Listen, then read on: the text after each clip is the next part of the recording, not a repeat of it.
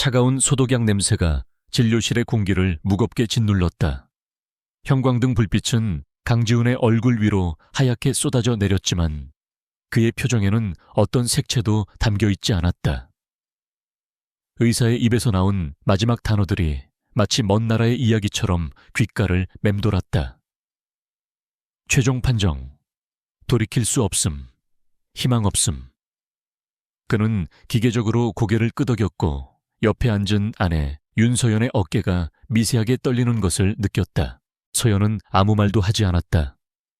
그녀의 두 손은 무릎 위에서 하얗게 질리도록 굳게 쥐어져 있었다. 지우는 그 손을 잡아주고 싶었지만 자신의 손 역시 차갑게 식어 있음을 알기에 차마 내밀 수 없었다. 의사는 사무적인 위로의 말을 몇 마디 건넸지만 그 어떤 말도 두 사람의 귀에 제대로 들어오지 않았다. 세상의 모든 소음이 한순간에 사라지고 오직 거대한 침묵만이 그들의 세계를 지배하고 있었다. 진료실을 나와 병원의 긴 복도를 걷는 동안에도 두 사람은 말이 없었다. 다른 사람들의 활기찬 발걸음 소리와 아이들의 웃음소리가 유독 날카롭게 그들의 신경을 파고들었다. 지우는 애써 복도 끝 창문 너머의 회색 하늘을 바라보았다. 모든 것이 평소와 다름없는 풍경이었지만 오늘따라 세상은 온통 무채색으로만 보였다. 마치 자신의 삶에서 모든 색이 빠져나간 것만 같았다. 주차장에 세워둔 채 올라탔을 때 서연은 마침내 참았던 숨을 길게 내쉬었다. 그 소리에는 지난 몇 년간의 기대와 희망, 그리고 오늘의 절망이 모두 담겨 있었다. 지우는 시동을 걸기 전 잠시 망설이며 서연을 바라보았다. 그녀의 눈은 텅 비어 있었고 창밖에 어딘가를 응시하고 있었다. 그는 무슨 말이라도 해야 했다. 괜찮다고 우리가 함께라면 이겨낼 수 있다고 말해야 했다. 하지만 목구멍에서는 어떤 단어도 나오지 않았다. 대신 그는 얼굴 근육을 움직여 미소를 지었다. 그것은 그가 지을 수 있는 최선의 표현이었지만 거울에 비친 자신의 모습은 끔찍할 정도로 일그러져 보였다. 슬픔을 감추기 위한 미소는 슬픔 그 자체보다 더 비참했다. 서연은 그 미소를 보았지만 아무런 반응도 보이지 않았다. 그녀는 이미 그의 웃음 뒤에 숨겨진 깊은 절망을 읽고 있었을 것이다. 차는 소리 없이 도시의 도로를 미끄러져 나갔다. 라디오에서는 경쾌한 음악이 흘러나왔지만 지우는 곧바로 꺼버렸다. 음악 소리가 두 사람 사이의 침묵을 더욱 어색하게 만들 뿐이었다. 신호대기에 차가 멈출 때마다 옆 차선에 탄 가족들의 모습이 눈에 들어왔다. 뒷좌석에서 장난치는 아이들과 그런 아이들을 사랑스럽게 바라보는 부모. 평범하고 당연해 보였던 그 풍경이 오늘따라 비수처럼 가슴에 박혔다. 지우는 미래바이오의 전략 연구팀장으로서 늘 모든 상황을 분석하고 해결책을 찾는 데 익숙했다. 그의 삶은 언제나 명확한 목표와 계획으로 가득 차 있었다. 하지만 지금 그가 마주한 이 문제는 어떤 공식으로도 풀 수 없는 난제였다. 그의 뛰어난 두뇌와 냉철한 판단력도 이 거대한 상실감 앞에서는 아무런 힘을 발휘하지 못했다. 그는 그저 무력한 한 명의 남자에 불과했다. 집으로 바로 돌아가고 싶지 않았다.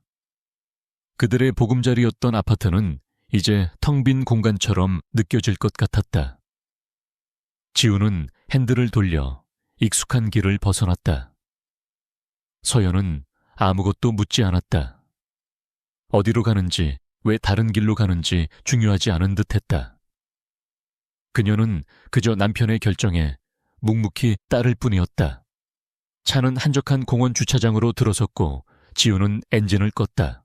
잠깐만, 바람 좀 쐬고 가자. 지훈이 겨우 쥐어짜낸 목소리로 말했다. 서연은 조용히 고개를 끄덕였다. 차에서 내리자 서늘한 가을바람이 얼굴을 스쳤다. 공원에는 평일 오후에 한가로움이 가득했다. 낙엽이 바람에 뒹굴었고 몇몇 사람들은 벤치에 앉아 담소를 나누거나 산책을 즐기고 있었다.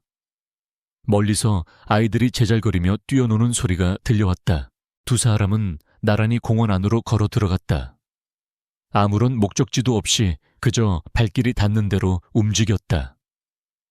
그들의 발걸음은 무거웠고 어깨는 축 처져 있었다. 함께 걷고 있었지만 두 사람은 각자 외로운 섬처럼 느껴졌다. 수많은 대화를 나누고 서로의 모든 것을 공유해왔지만 지금 이 순간의 절망은 오롯이 각자의 몫이었다. 서로를 위로하는 것조차 또 다른 상처가 될까 두려웠다. 그들은 호수가 보이는 벤치에 나란히 앉았다. 서연은 멍하니 수면 위를 떠다니는 오리들을 바라보았다. 그녀는 도자기를 만드는 예술가였다. 흙을 빚어 생명을 불어넣는 일을 사랑했다. 하지만 이제 그녀는 정작 자신의 품에서 새로운 생명을 잉태할 수 없다는 사실을, 정확히는 남편이 그럴 수 없다는 사실을 받아들여야 했다. 남편의 문제였지만 그것은 곧 두 사람 모두의 문제였다. 지우는 주먹을 꽉 쥐었다. 분노와 자책감이 동시에 밀려왔다. 왜 하필 나인가? 내가 무엇을 잘못했는가? 수많은 질문이 머릿속을 맴돌았지만 답은 없었다. 그는 아내에게 너무나 미안했다. 따뜻한 가정을 꾸리고 아이들의 웃음소리가 가득한 집을 만들어주고 싶었던 소박한 꿈이 산산조각 났다. 그는 아내의 행복을 앗아간 죄인처럼 느껴졌다. 바로 그때였다. 그들의 침묵을 깨고 낯선 목소리가 들려온 것은 엄마. 작지만 분명한 목소리였다. 지훈과 서연은 동시에 고개를 돌렸다. 그들의 앞에 7살 정도로 보이는 남자아이가 서 있었다. 아이는 낡았지만 깨끗한 옷을 입고 있었고 커다랗고 까만 눈으로 오직 서연만을 뚫어지게 바라보고 있었다. 아이의 눈빛은 너무나 맑고 깊어서 순간적으로 할 말을 잃게 만들었다. 서연은 당황하며 주위를 둘러보았다. 아이의 부모를 찾는 듯 했다. 하지만 주변에는 아무도 없었다. 아이는 오직 그들 앞에 홀로 서 있었다. 얘야, 길을 잃었니? 부모님은 어디 계셔? 서연이 조심스럽게 물었다. 아이는 서연의 질문에는 대답하지 않고 다시 한번 또박또박 말했다. 엄마. 그 부름은 환청이 아니었다. 그것은 분명 서연을 향한 것이었다. 지우는 혼란스러운 표정으로 자리에서 일어났다. 그는 아이의 머리부터 발끝까지 훑어보았다. 처음 보는 아이였다. 그런데 이상했다. 아이의 얼굴 어딘가에서 알 수 없는 기시감이 느껴졌다.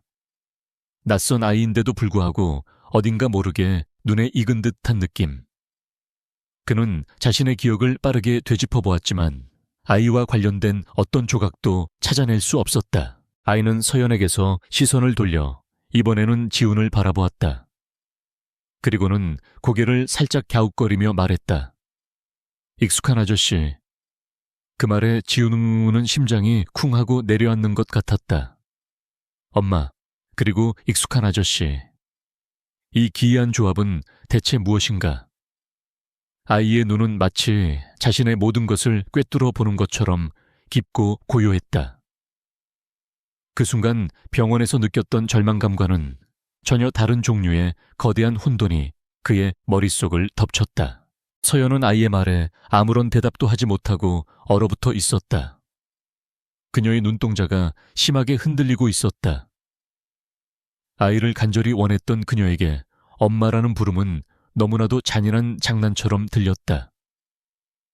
하지만 아이의 표정은 너무나 진지했고 그 목소리에는 한치의 망설임도 없었다. 아이는 마치 오랫동안 헤어졌던 가족을 마침내 다시 만난 사람처럼 너무나도 당연하다는 듯이 그들을 부르고 있었다. 지우는 이 비현실적인 상황을 정리하기 위해 애썼다. 아이가 길을 잃고 충격으로 헛것을 보고 있는 것일지도 모른다. 혹은 누군가 장난을 치고 있는 것일 수도 있다. 그는 이성적으로 생각하려 노력했지만 아이의 눈을 마주할수록 그의 확신은 흔들렸다. 저 아이의 눈빛은 보통 아이의 것이 아니었다. 나이에 맞지 않는 깊은 지성과 무언가를 알고 있는 듯. 단 기묘한 평온함이 깃들어 있었다. 아저씨 이름은 강지훈이야. 그리고 이쪽은 내 아내다. 넌 이름이 뭐니? 지훈은 최대한 부드러운 목소리로 물으며 아이에게 다가갔다. 아이는 지훈의 질문을 이해했다는 듯 고개를 끄덕였다. 그리고는 조금의 망설임도 없이 대답했다. 한솔, 제 이름은 한솔이에요. 아이는 자신의 이름을 말하고는 다시 서연을 바라보며 희미하게 미소 지었다. 그 미소는 모든 슬픔을 위로하는 듯한 이상한 힘을 가지고 있었다. 공원의 시간은 마치 멈춘 듯했다. 지훈과 서연은 자신들의 인생에서 가장 절망적인 날, 가장 기이하고 불가이한 만남을 마주하고 있었다. 불임 판정을 받고 웃어야만 했던 남자와 그의 아내. 그리고 갑자기 나타나 그녀를 엄마라 부르고 그를 익숙한 아저씨라 부르는 천재 소년. 이것은 우연일까? 아니면 운명의 잔인한 장난일까? 지훈은 알 수 없었다. 다만 한 가지 확실한 것은 이 작은 아이의 등장이 그들의 무너진 삶에 거대한 파문을 일으키기 시작했다는 것이었다. 강지훈은 아이의 손을 잡았다. 아이의 손은 작았지만 이상하리만치 따뜻했다. 그는 이 비현실적인 상황을 해결할 가장 합리적인 장소경찰서를 떠올렸다. 아이를 잃어버린 부모가 애타게 찾고 있을 것이라는 상식적인 판단이 그의 혼란스러운 머릿속에서 유일하게 명확한 길을 제시했다.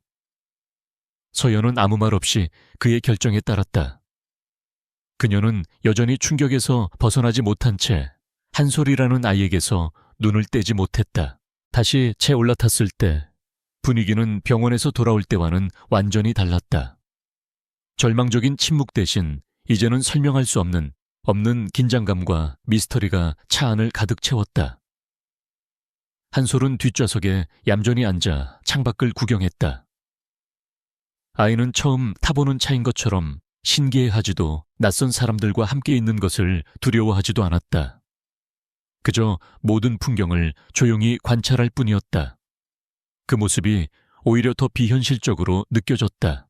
지훈은 룸미러로 아이의 얼굴을 살폈다.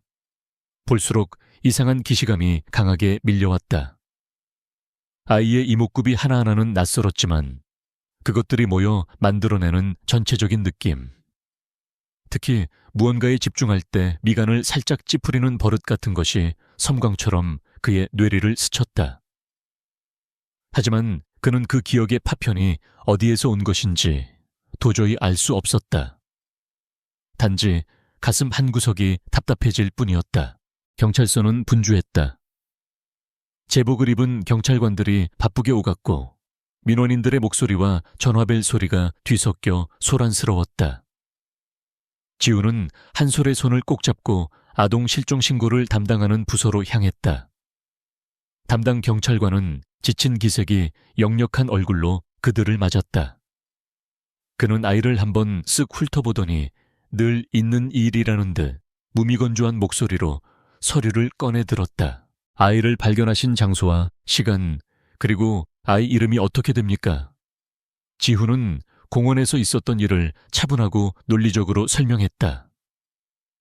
아이가 아내를 엄마라고 부르고 자신을 익숙한 아저씨라고 불렀다는 기이한 부분은 일단 생략했다. 괜한 오해를 사거나 상황을 더 복잡하게 만들고 싶지 않았기 때문이다. 그는 아이의 이름이 한솔이라는 것까지만 전달했다.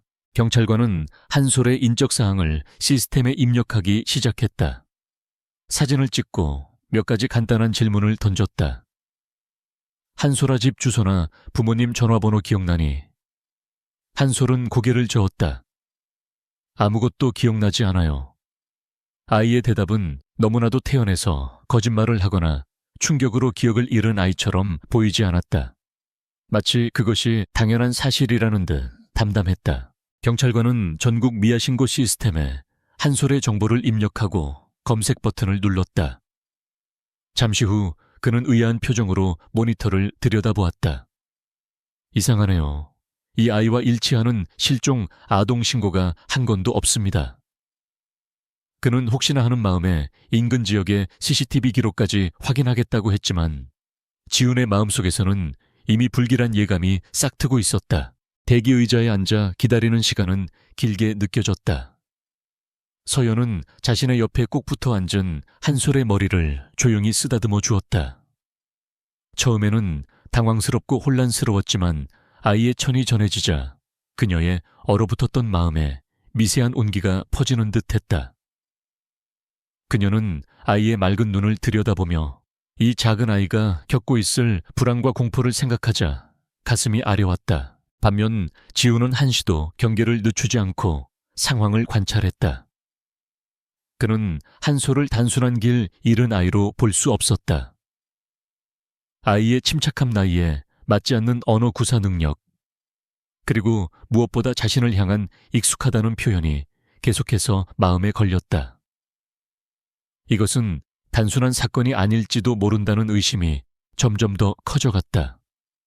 어쩌면 거대한 비밀의 일부를 목격하고 있는 것일지도 모른다. 그때 한솔이 자리에서 일어나 경찰서 한쪽에 놓인 화이트보드로 다가갔다. 그곳에는 어떤 사건에 대한 브리핑 내용인 듯 복잡한 암호화 수식들이 어지럽게 적혀 있었다. 한 경찰관이 이건 도저히 못 풀겠네 라며 머리를 쥐어뜯고 있던 문제였다. 한솔은 잠시 동안 그 수식들을 몰차 응시하더니 아무렇지 않게 바닥에 떨어진 마커펜을 주워들었다. 아이는 까치발을 들어 화이트보드의 빈 공간에 무언가를 빠르게 적어 내려가기 시작했다. 그의 작은 손에서 나온 것이라고는 믿을 수 없을 정도로 정교하고 논리적인 수식들이었다. 지훈과 서연, 그리고 주변에 있던 몇몇 경찰관들은 모두 숨을 죽이고 그 광경을 지켜보았다. 아이는 마지막 숫자를 적어놓고는 마치 쉬운 산수 문제를 푼 것처럼 펜을 내려놓았다. 문제를 풀지 못해 끙끙대던 경찰관이 아이가 적은 것을 보고는 눈이 휘둥그레졌다. 세상에, 이게 어떻게 가능하지? 이 암호는 우리 팀 전체가 며칠 동안 매달려도 풀지 못했던 거라고. 그의 외침에 경찰서 안에 있던 모든 사람들의 시선이 화이트보드로 쏠렸다. 아이가 풀어낸 것은 단순한 문제가 아니었다. 그것은 고도의 수학적 지식과 암호 해독 능력이 필요한 전문가 수준의 과제였다. 지우는 등골이 서늘해지는 것을 느꼈다. 7살짜리 아이가. 아니, 과연 이 아이는 정말 7살이 맞는가? 그의 머릿속에서 천재라는 단어가 떠올랐지만 그것만으로는 이 상황을 설명하기에 부족했다. 이것은 천재성을 넘어선 거의 비현실적인 수준의 지능이었다. 아이가 자신을 익숙하다고 느꼈던 이유가 어쩌면 이것과 관련이 있을지도 모른다는 생각이 스쳤다. 한바탕 소동이 지나간 후 한솔을 조사하던 경찰관은 더욱 난처한 표정이 되었다. 아이는 지문 등록도 되어 있지 않았고 유전자 정보 데이터베이스에도 일치하는 결과가 없었다. 공식적으로 한솔이라는 아이는 대한민국에 존재하지 않는 유령 같은 존재였다. 경찰은 결국 다음 날 아동보호 전문기관과 협력하여 조사를 계속 진행하기로 하고 그전까지는 최초 발견자인 지훈과 서연에게 임시보호를 부탁했다. 결국 그들은 다시 한솔의 손을 잡고 경찰서를 나섰다. 어둠이 내린 도시의 밤거리는 차가웠다. 집으로 돌아가는 차 안 세 사람 사이에는 또다시 침묵이 흘렀다. 하지만 이제 그 침묵의 무게는 완전히 달라져 있었다. 슬픔과 절망의 자리에 이제는 거대한 미스터리와 알 수 없는 두려움. 그리고 서연의 마음속에서 조심스럽게 피어나는 기묘한 감정이 뒤섞여 있었다. 그들의 아파트는 도시의 야경이 한눈에 들어오는 고층에 위치해 있었다. 늘 두 사람만의 조용하고 안락한 공간이었던 집에 낯선 아이가 들어선다는 사실이 어색했다. 지우는 현관문을 열며 복잡한 심경을 감출 수 없었다. 불과 몇 시간 전 이 집으로 돌아오는 것을 그토록 피하고 싶었는데 이제는 정체불명의 아이와 함께 돌아오게 된 것이다. 운명의 장난이라고 하기에는 너무나도 가혹했다. 서연은 아이를 위해 따뜻한 우유를 두고 간단한 간식을 내왔다. 한솔은 식탁에 얌전히 앉아 고맙다는 인사를 하고 조용히 음식을 먹었다. 그 모습은 영락없는 예의 바른 아이였지만 지우는 아이의 눈빛에서 평범한 아이에게서는 찾아볼 수 없는 깊이를 계속해서 발견했다. 아이는 음식을 먹으면서도 집안의 모든 것을 세심하게 관찰하고 분석하는 듯 했다. 서연은 아이가 편히 쉴 수 있도록 손님방을 정리했다. 부드러운 이불을 깔고 아이가 좋아할 만한 인형을 놓아주었다. 그녀의 손길은 조심스러우면서도 따뜻했다.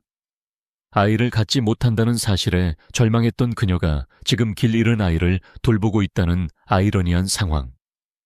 그녀는 자신의 감정이 무엇인지 스스로도 알 수 없었다. 단지 눈앞의 작은 생명체를 보호하고 싶다는 본능적인 마음이 강하게 일었다. 잠자리에 들 시간 서연은 한솔에게 잘 자라는 인사를 건넸다. 한솔은 침대에 누워 그녀를 바라보며 나지막이 말했다. 엄마도 잘 자요. 서연은 그 말에 심장이 덜컥 내려앉았다. 그녀는 애써 미소를 지으며 방을 나왔지만 문이 닫히자마자 복도에 기대어 주저앉고 말았다. 눈물이 왈칵 쏟아졌다.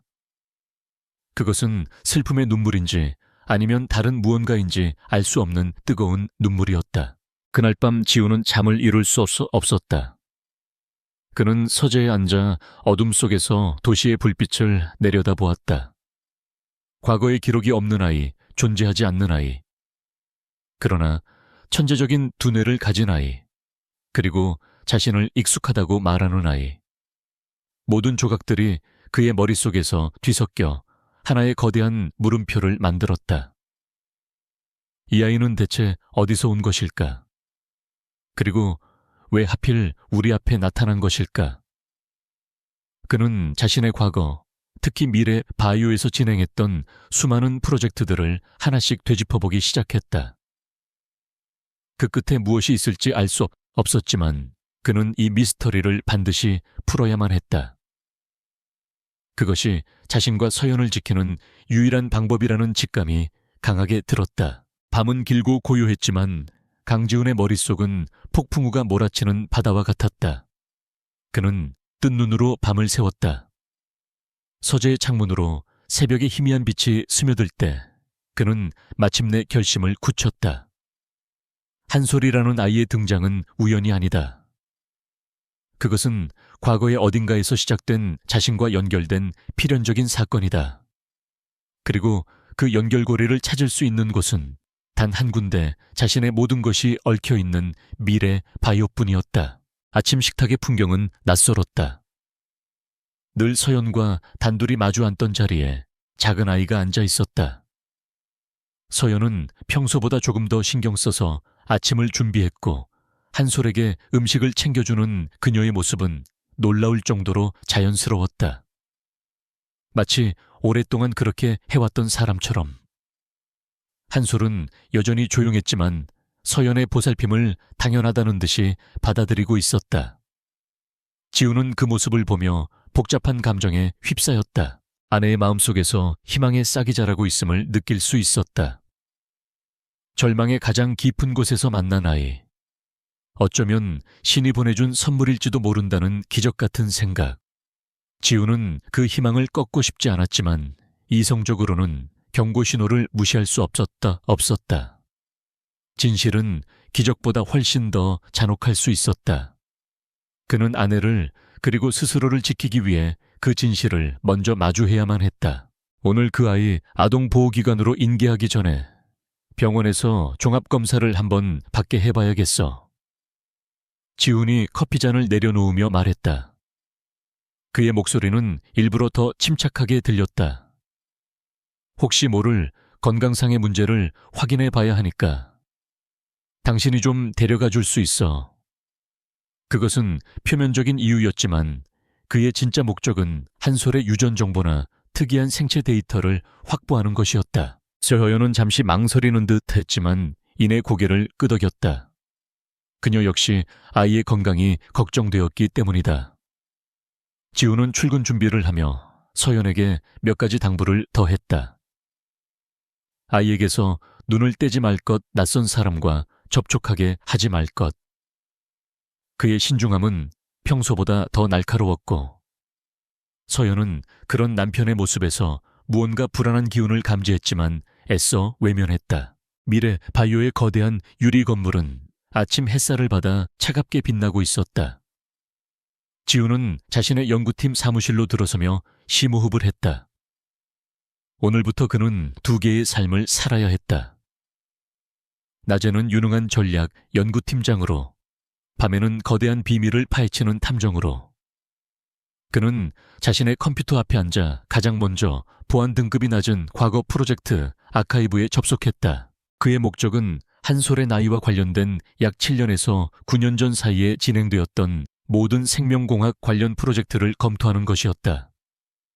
특히 세포 재생 유전자 편집, 인공 배아 생성과 관련된 민감한 연구들이 그의 주된 목표였다.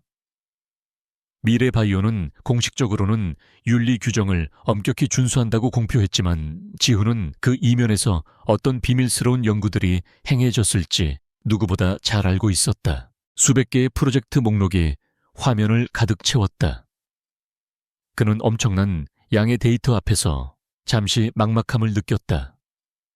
하지만 그는 포기하지 않고 키워드 검색과 필터링을 통해 범위를 좁혀나가기 시작했다. 그의 손가락이 키보드 위에서 빠르게 움직였다. 그의 머리는 슈퍼컴퓨터처럼 관련 데이터를 분석하고 가능성이 낮은 것들을 하나씩 지워나갔다. 이 과정은 모래사장에서 바늘을 찾는 것과 같았다. 몇 시간이 흘렀지만 이렇다 할 성과는 없었다. 대부분의 프로젝트는 평범한 연구였고 결과 보고서까지 명확하게 정리되어 있었다. 그는 잠시 눈을 감고 기억을 더듬었다. 한솔의 얼굴에서 느꼈던 기시감. 그것은 단순한 착각이 아니었다. 분명 자신의 과거 어딘가에 그 흔적이 남아있을 터였다. 그는 검색 범위를 자신이 직접 참여했거나 최소한 관리 감독했던 프로젝트로 한정했다. 바로 그때 그의 눈에 익숙하지만 희미한 프로젝트명 하나가 들어왔다. CR7을 세포 재프로그래밍 연구. 약 8년 전 그가 책임 연구원으로 참여했던 프로젝트였다. 당시로서는 획기적인 기술로 손상된 세포를 원시 상태로 되돌려 어떤 세포로든 분화할 수 있게 만드는 연구였다. 공식적으로는 동물 실험 단계에서 예상보다 낮은 효율성과 높은 변이 가능성 때문에 중단된 것으로 보고되었다. 지우는 당시 프로젝트가 너무 쉽게 중단되었다는 사실에 의문을 품었던 기억을 떠올렸다. 분명 성공 가능성이 충분했는데도 상부에서는 갑작스럽게 예산 삭감과 프로젝트 종료를 통보했다. 그는 CR7 프로젝트의 폴더를 열었다. 대부분의 데이터는 그가 기억하는 그대로였지만 그는 무언가 부자연스러운 부분을 찾기 위해 집요하게 파고들었다. 그는 프로젝트의 예산 집행 내역을 세밀하게 검토하기 시작했다. 그러다 이상한 점을 발견했다.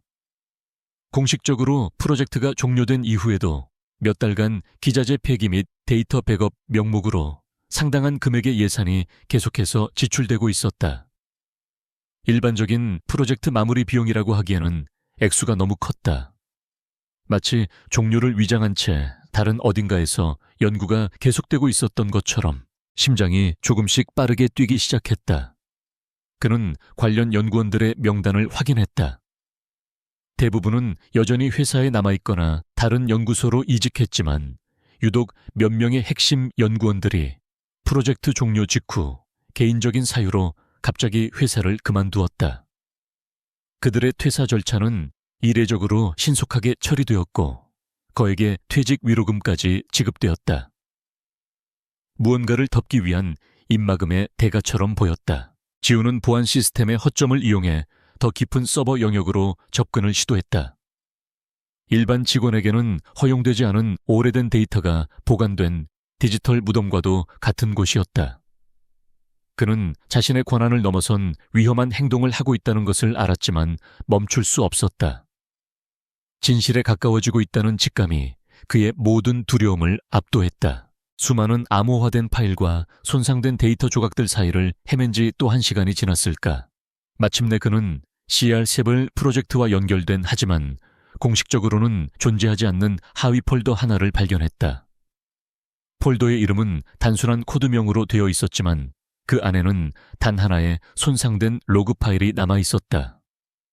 그는 떨리는 손으로 파일을 열었다. 파일의 내용은 대부분 깨져서 알아볼 수 없었다. 하지만 파일의 마지막 부분, 마치 누군가 급하게 남긴 메모처럼 보이는 텍스트 조각이 그의 눈을 사로잡았다. 프로젝트 이카루스로 이관. 데이터 이전 완료. 모든 원본 기록 삭제 요망. 이카루스. 태양을 향해 너무 높이 날아오르다 날개가 녹아 추락한 그리스 신화 속 인물. 그 이름은 성공에 대한 오만한 열망과 비극적인 결말을 동시에 암시하고 있었다. 프로젝트 이카루스. 지훈은 그 이름을 입안에서 되뇌었다. 공식적인 프로젝트 목록 어디에도 없는 이름이었다. 그것은 CR7 기술을 이용해 비밀리에 진행된 회사조차 그 존재를 인정한 적 없는 그림자 프로젝트임이 분명했다. 그리고 그 프로젝트의 결과물이 바로 한 소리일지도 모른다는 끔찍한 가설이 그의 머릿속을 스쳐 지나갔다. 그 순간 사무실의 공기가 갑자기 차갑게 느껴졌다. 그는 서둘러 모든 접속 기록을 삭제하고 자신의 자리로 돌아왔다. 아무 일도 없었다는 듯이. 하지만 그의 심장은 격렬하게 요동치고 있었다. 그는 이제 자신이 건드린 것이 단순한 비밀이 아니라 미래 바이오의 근간을 뒤흔들 수 있는 거대한 금기라는 것을 깨달았다. 그리고 이 금기의 중심에는 분명 탐욕스럽고 무자비한 최고 경영자 최진석 회장이 있을 것이었다. 늦은 밤 지훈이 집으로 돌아왔을 때 거실에서는 서연과 한솔이 마그네틱 블록으로 복잡한 건축물을 만들고 있었다. 아이의 손에서 만들어지는 구조물은 단순한 장난감 수준을 넘어선 거의 건축학적인 균형미를 갖추고 있었다. 서연은 그런 아이를 사랑스러운 눈빛으로 바라보며 미소 짓고 있었다. 평화롭고 따뜻한 광경이었다. 하지만 지훈의 눈에는 그 모습이 더 이상 평화롭게 보이지 않았다. 그는 이제 한솔의 비범한 지능이 어디에서 비롯되었을지 짐작할 수 있었다. 그것은 신의 선물이 아니라 인간의 오만한 기술이 만들어낸 결과물일지도 모른다. 그는 문가에 서서 아내와 아이를 바라보았다. 그의 눈앞에 있는 것은 어쩌면 그의 인생에서 가장 소중한 가족의 모습이었지만 동시에 그가 파괴해야 할 거짓의 증거일지도 몰랐다. 깊은 고뇌가 그의 얼굴의 어두운 그림자를 드리웠다. 프로젝트 이카루스가. 그 이름은 강지훈의 머릿속에서 밤새도록 메아리 쳤다. 그것은 단순한 코드명을 넘어 인간의 오만함이 빚어낸 비극을 예고하는 불길한 경고처럼 느껴졌다. 다음 날 아침 그는 평소와 다름없는 모습으로 출근했지만 그의 모든 감각은 야생의 동물처럼 날카롭게 곤두서 있었다. 어제 그가 남긴 미세한 발자국을 누군가 발견했을지도 모른다는 불안감이 그의 목을 조여왔다. 사무실의 공기는 평소와 같았지만 지훈은 그 속에 숨겨진 미묘한 변화를 감지했다. 그의 직속 상사인 연구기획실장이 아침 회의에서 유독 그의 보고서를 깐깐하게 검토했다. 평소라면 가볍게 넘어갔을 사소한 부분까지 지적하며 압박하는 그의 태도는 분명 이례적이었다. 회의가 끝난 후 실장은 지훈을 따로 부르더니 의미심장한 말을 던졌다. 강 팀장, 요즘 보안이 많이 강화되었네. 최진석 회장님께서 직접 정보자산 관리에 각별히 신경 쓰라고 지시하셨다더군. 괜한 오해 살 일은 만들지 않는 게 좋겠어. 그것은 충고를 가장한 명백한 경고였다. 지훈은 심장이 차갑게 식는 것을 느꼈지만 겉으로는 태연하게 대답했다. 물론입니다. 늘 명심하고 있습니다. 하지만 그는 이미 알아차렸다. 그들이 자신의 움직임을 감지했다는 것을. 그가 미래바이오의 가장 어두운 비밀의 문고리를 잡았다는 사실을 그들도 알고 있는 것이다. 거대한 감시의 눈이 이제 자신을 향하고 있었다. 그의 예상은 틀리지 않았다. 어제 접속했던 오래된 데이터 서버에 다시 접근을 시도했을 때 접근 권한이 없습니다라는 차가운 메시지가 화면에 나타났다. 그의 등급으로는 당연히 열람할 수 있어야 할 정보였다. 잠시 후 정보기술팀으로부터 전체 시스템 보안 업데이트로 인해 일부 직원의 접근 권한이 임시 조정되었다는 형식적인 이메일이 도착했다. 너무나도 노골적이고 인위적인 조치였다. 그들은 그의 길을 막아선 것이다. 디지털 세계에서의 그의 모든 통로는 이제 차단되었다. 지우는 마우스를 쥔 손에 힘이 들어가는 것을 느꼈다. 분노가 치밀었지만 그는 감정을 드러내지 않았다. 상대는 그가 저항할수록 더욱 강하게 옥죄어 올 것이다. 그는 이제 다른 방법을 찾아야만 했다. 더 은밀하고 더 위험한 방법을. 퇴근길 지우는 불길한 예감에 사로잡혔다. 백미러를 통해 보이는 검은색 세단 한 대가 몇 번의 신호가 바뀌는 동안에도 계속해서 일정한 거리를 유지하며 뒤따라오고 있었다. 처음에는 우연이라 생각했지만 그가 일부러 평소에 가지 않는 좁은 골목길로 핸들을 꺾었을 때 그 차 역시 망설임 없이 따라 들어왔다. 심장이 거칠게 뛰기 시작했다. 이것은 단순한 감시가 아니었다. 명백한 위협이자 압박이었다. 그들은 지훈이 모든 것을 알고 있다는 사실을 확인하고 싶어 하는 것 같았다. 그가 어떤 반응을 보이는지, 누구를 만나는지 모든 것을 파악하려 하고 있었다. 지훈은 일부러 번화가의 복잡한 쇼핑몰 지하 주차장으로 차를 몰았다. 그는 주차를 하는 척하며 차에서 내려 인파 속으로 빠르게 몸을 섞었다. 몇 개의 층을 오가고 비상계단을 이용한 뒤에야 그는 자신을 뒤쫓던 시선을 겨우 따돌릴 수 있었다. 택시를 타고 집으로 돌아오는 내내 그는 차가운 분노에 휩싸였다. 회사는 이제 그를 잠재적인 적으로 간주하고 있었다. 그가 10년 넘게 청춘을 바쳐 헌신했던 곳, 그의 모든 성과와 자부심이 담겨 있던 곳이 이제는 그를 사냥하는 거대한 덫이 되어버렸다. 그는 최진석 회장의 얼굴을 떠올렸다. 늘 인자한 미소 뒤에 냉혹한 야망을 숨기고 있던 남자. 그라면 충분히 이런 일을 저지르고도 남을 인간이었다. 다음 날 그의 사무실로 예상치 못한 손님이 찾아왔다. 미래바이오의 보안총괄 책임자인 박기태 실장이었다. 그는 군 정보부대 출신으로 최진석 회장의 가장 충실한 수족으로 알려진 인물이었다. 그는 딱딱한 미소를 지으며 지훈의 앞에 앉았다. 강 팀장님, 요즘 연구에만 몰두하시느라 힘드시죠? 회장님께서 강 팀장님의 노고를 높이 평가하고 계십니다. 그의 목소리는 부드러웠지만 눈빛은 얼음장처럼 차가웠다. 박 실장은 회사 기밀 유출의 위험성과 정보 보안의 중요성에 대해 장황하게 설명했다. 그의 모든 말은 지훈을 향한 것이었다. 때로는 과도한 호기심이 조직 전체를 위험에 빠뜨리기도 합니다.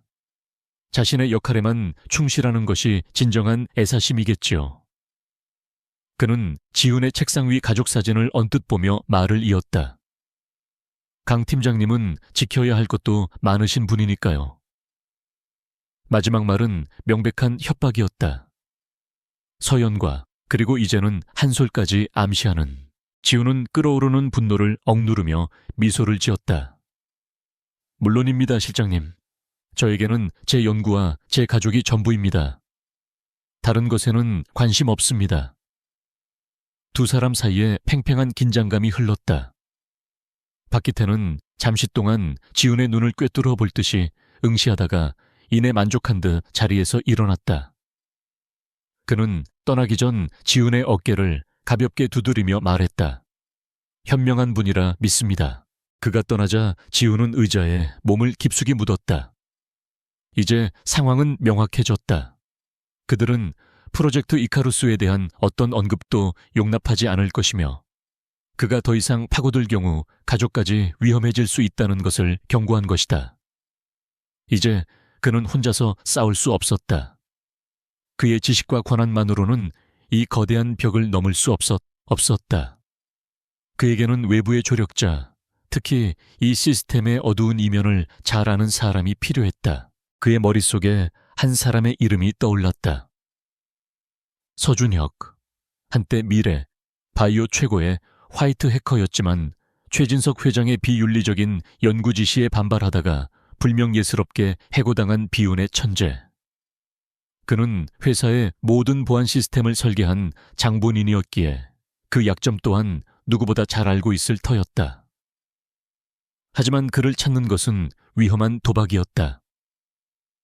회사는 분명 그를 계속 감시하고 있을 것이고 그와의 접촉은 곧바로 반역 행위로 간주될 것이기 때문이다. 그날 저녁 지훈의 집으로 아동보호기관의 담당자에게서 전화가 걸려왔다. 그녀의 목소리는 매우 조심스러웠다. 강지훈 씨, 한솔군의 신원 조회가 이상할 정도로 어렵습니다. 모든 공공 데이터베이스에서 아이의 기록을 찾을 수가 없어요. 그런데 오늘 저희 기관 상부로부터 이 건에 대해 특별히 신중하게 접근하라는 지시가 내려왔습니다. 마치 보이지 않는 손이 움직이는 것처럼요. 지훈은 모든 것이 하나로 연결되고 있음을 직감했다. 미래바이오의 영향력은 이미 회사의 담장을 넘어 공공기관에까지 미치고 있었다. 그들은 한솔의 존재를 세상에서 완벽하게 지워버리려 하고 있었다. 이제 더 이상 망설일 시간이 없었다. 그는 서준혁에게 연락을 취하기로 결심했다. 어떤 위험을 감수하더라도 이대로 진실이 묻히게 둘 수는 없었다. 지훈은 무거운 마음으로 서재를 나왔다. 거실 옆에 딸린 서연의 작은 도에 작업실에서 희미한 불빛이 새어나오고 있었다. 그는 조용히 다가가 안을 들여다보았다. 서연이 한솔에게 흙을 만지는 법을 가르쳐주고 있었다. 아이의 작은 손이 물레 위에서 서투르게 움직였고 서연은 그런 아이의 손을 자신의 손으로 부드럽게 감싸며 모양을 잡아주고 있었다. 한솔은 평소의 무표정한 얼굴과 달리 빙글빙글 돌아가는 흙덩어리를 보며 옅은 미소를 짓고 있었다. 그 순간 아이는 비범한 천재가 아닌 그저 평범하고 사랑스러운 아이처럼 보였다. 그리고 그런 아이를 바라보는 서연의 얼굴에는 지훈이 최근 몇 년간 보지 못했던 진정한 행복감이 어려 있었다. 그 모습은 그의 가슴을 아프게 찔렀다. 그는 깨달았다. 자신이 지금 하려는 일이 단순히 과거의 진실을 밝히는 것만이 아니라는 것을. 그는 저 두 사람의 미소를 지키기 위해 싸워야만 했다. 설령 그 진실이 지금의 행복을 파괴할지라도 거짓 위에 세워진 평화는 결국 무너질 수밖에 없기 때문이다. 지훈은 어둠 속에서 조용히 주먹을 쥐었다. 그의 눈빛은 이전보다 훨씬 더 단단하고 결연해져 있었다. 거대한 그림자가 그를 덮쳐오고 있었지만 그는 더 이상 물러서지 않을 것이다. 강지훈은 더 이상 자신의 통신수단을 신뢰할 수 없었다. 그의 스마트폰과 컴퓨터는 이미 미래바이오의 감시망 안에 있을 것이 분명했다. 그는 퇴근 후 평소와는 정반대 방향인 낡고 허름한 시내 변두리로 향했다. 화려한 넌사인 대신 낡은 간판들이 즐비한 곳 익명성이 보장되는 유일한 장소였다. 그는 어두운 골목에 위치한 낡은 PC방으로 들어가 구석진 자리에 앉았다. 그는 공용 컴퓨터를 이용해 여러 개의 가상 사설망을 우회하며 암호화된 이메일 계정을 만들었다. 그리고는 기억 속에만 남아있던 서준혁의 오래된 이메일 주소로 짧은 메시지를 보냈다. 날개 잃은 이카루스, 도움이 필요하다. J. 그는 서준혁이 이카루스라는 단어의 의미를 이해하고 응답해 주기를 바라는 수밖에 없었다. 그것은 어둠 속에 던지는 작은 돌멩이와도 같았다. 몇 시간의 초조한 기다림 끝에 마침내 답장이 도착했다. 추락한 곳에서 기다려라. 내일 자정. 메시지는 짧았지만 그 안에는 경계심과 함께 미세한 호기심이 담겨 있었다. 추락한 곳은 그와 서준혁만이 아는 장소였다. 몇 년 전 서준혁이 회사에서 쫓겨나기 직전 두 사람이 마지막으로 함께 술을 마셨던 한강 다리 밑에 버려진 창고. 그는 지훈이 단순한 일로 자신을 찾지 않았음을 직감한 것이다. 다음 날 밤 지훈은 약속 장소로 향했다. 강변에 차가운 바람이 옷깃을 파고들었다. 낡은 창고 안은 먼지와 곰팡이 냄새로 가득했다. 약속한 자정이 되자 어둠 속에서 그림자처럼 한 남자가 나타났다. 서준혁이었다. 그는 몇 년 전보다 더 수척해지고 날카로워져 있었지만 눈빛만은 여전히 예리하게 빛나고 있었다. 강지훈 팀장님, 여기까지 무슨 일로 행차하셨나? 아직도 최 회장의 충실한 개노릇을 하고 있는 줄 알았는데. 그의 목소리에는 냉소와 경멸이 섞여 있었다. 지훈은 그의 비아냥거림에 대꾸하지 않았다. 대신 본론으로 들어갔다. 너의 도움이 필요해. 미래, 바이오의 내부 서버. 그 중에서도 공식적으로는 존재하지 않는 서버에 접근해야 한다. 서준혁은 어이가 없다는 듯 헛웃음을 쳤다. 미쳤군. 날 해고한 회사에 다시 들어가 달라고. 그건 그냥 죽으러 가겠다는 소리야. 난 내 인생을 망친 그곳에 다시 발을 들일 생각 없어. 그는 돌아서서 떠나려 했다. 프로젝트 이카루스. 지훈이 그의 등 뒤에 나지막이 말했다. 그 순간 서준혁의 발걸음이 우뚝 멈췄다. 그는 천천히 돌아보며 지훈을 노려보았다. 그의 눈빛이 흔들리고 있었다. 그 이름을 어떻게 알았지? 지훈은 모든 것을 털어놓았다. 갑자기 나타난 아이, 한솔 아이의 비범한 능력, 그리고 자신이 발견한 단서들까지. 이야기가 진행될수록 서준혁의 표정은 냉소에서 심각한 호기심으로, 그리고 마침내 차가운 분노로 변해갔다. 초해진석 회장. 그 인간이 결국 선을 넘었군. 서준혁은 주먹을 꽉 쥐었다. 그는 과거 자신이 반대했던 비윤리적인 유전자 조작 연구가 결국 이런 끔찍한 형태로 실행되었음을 직감했다. 그의 해고 사유도 바로 그것과 관련이 있었다. 그는 복수심과 해커로서의 지적, 오만함 사이에서 잠시 갈등했다. 하지만 결국 그는 이 위험한 게임에 참여하기로 결심했다. 좋아, 하지만 조건이 있어. 성공하면 최진석을 끌어내릴 모든 데이터를 내게 넘겨. 그 인간의 몰락은 내 손으로 직접 확인해야겠어. 그들은 다시 만날 시간과 장소를 정하고 헤어졌다. 며칠 후 지훈은 서준혁이 알려준 또 다른 은신처로 향했다. 용산의 낡은 전자상가 깊숙한 곳에 위치한 일반인은 찾을 수 없는 작은 사무실이었다. 안에는 수십 개의 모니터와 서버, 그리고 어지럽게 얽힌 케이블들로 가득했다. 그곳은 서준혁의 왕국이자 전쟁터였다. 보안팀 놈들이 눈치채지 못하게 밤에만 작업한다. 지금부터 우리는 유령이 되는 거야. 작전은 시작되었다. 서준혁의 손가락이 키보드 위에서 춤을 추기 시작했다. 화면에는 수많은 코드 라인들이 폭포수처럼 쏟아져 내렸다. 그것은 지훈이 알지 못하는 또 다른 세계의 언어였다. 서준혁은 자신이 과거에 직접 설계했던 미래 바이오의 보안 시스템, 케르베로스의 허점을 집요하게 파고들었다. 그는 마치 창과 방패를 모두 만든 대장장이처럼 자신이 만든 방패의 가장 약한 부분을 정확하게 알고 있었다. 시간은 더디게 흘렀다. 지훈은 그의 등 뒤에서 숨을 죽인 채 모니터를 지켜보았다. 몇 번의 위기가 있었다. 보안 시스템이 그들의 침입을 감지하고 역추적을 시도했고, 그때마다 서준혁은 놀라운 순발력으로 가상의 흔적을 남기며 추적을 따돌렸다. 그것은 보이지 않는 전장에서 벌어지는 치열한 사이버 전쟁이었다. 지훈은 서준혁의 천재성에 감탄하면서도 동시에 자신들이 얼마나 위험한 다리를 건너고 있는지 실감했다. 몇 시간의 사투 끝에 마침내 서준혁이 외쳤다.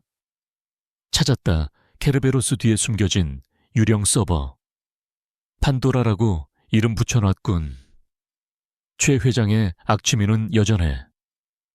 그는 마지막 방화벽을 뚫었고 마침내 프로젝트 이카루스의 파일 목록이 화면에 나타났다.